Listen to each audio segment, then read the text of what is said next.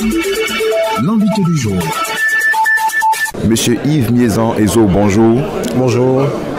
Un nouvel organe pour gérer l'aide publique aux médias ivoiriens, un organe qui va naître d'ailleurs sur les cendres du FSDP. Qu'est-ce qui va fondamentalement changer? Bon, je dirais pas que c'est un organe qui va naître sur les cendres. Je dirais que la loi 2017 portant un régime juridique de la presse a institué la création d'un organe en charge de l'aide et de soutien public aux médias. Cet organe vient compléter les dispositions et le périmètre d'intervention du Fonds de développement, de soutien et de développement de la presse. En ce sens que, vous le remarquez dans la terminologie, on ne parle plus que de presse, on parle de médias.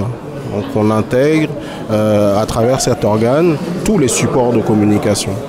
On intègre les problématiques liées à la presse en ligne. On intègre les problématiques liées à la diffusion de l'information, puisqu'il ne faut pas oublier qu'une des missions fondamentales de l'État est de mettre à disposition de l'ensemble de ses citoyens l'information. L'information parvient par les radios, l'information parvient par l'Internet, l'information parvient également par les journaux. Il ressort clairement de cet atelier que les médias publics ne font pas partie des bénéficiaires de cette aide. Je dirais qu'il y a eu beaucoup de discussions. Puisque les textes prévoyaient que les entités, entreprises, dès lors qu'elles apportaient un bénéfice certain à l'écosystème et à l'environnement des médias, pouvaient être bénéficiaires. Nous nous sommes rendus compte, à travers les différents échanges, qu'il pouvait y avoir certaines réserves. Donc le sujet reste ouvert. Nous allons voir au fur et à mesure des échanges et des discussions comment la presse publique, entre guillemets, ou le média public peut continuer à en bénéficier, ou quelles sont les voies et moyens qui permettraient à ce secteur qui est déjà finalement accompagné par l'aide publique, de bénéficier d'un accompagnement supplémentaire. Autre sujet qui a beaucoup animé les débats, c'est la question des radios privées non commerciales. On ne sait plus où les situer. Ce ne sont pas des entreprises formellement constituées. Elles souhaitent aussi bénéficier de ce fonds. C'est l'une des recommandations. Est-ce qu'on peut espérer pour ces radios-là une aide, pourquoi pas, de ces nouveaux organes-là?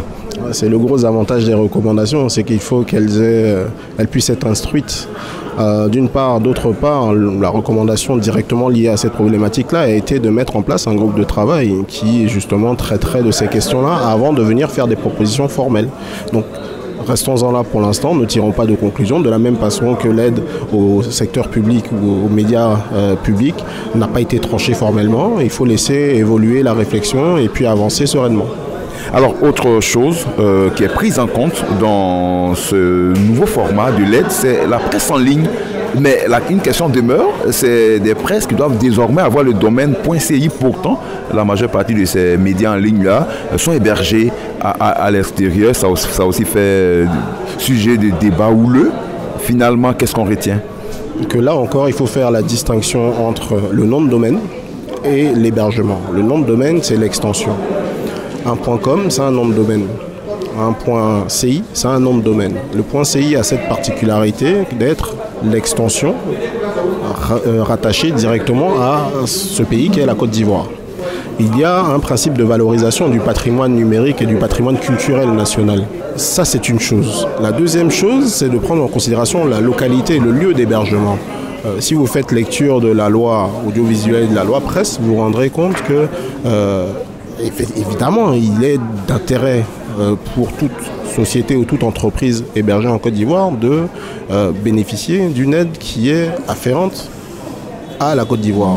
Je ne peux pas naturellement être à l'extérieur et prétendre à une aide qui est réservée à une entreprise sur le territoire. Donc, encore une fois, ne confondons pas l'extension nom de domaine de l'hébergement. Monsieur Miezan-Ezo Yves, merci. Merci à vous. L'invité du jour.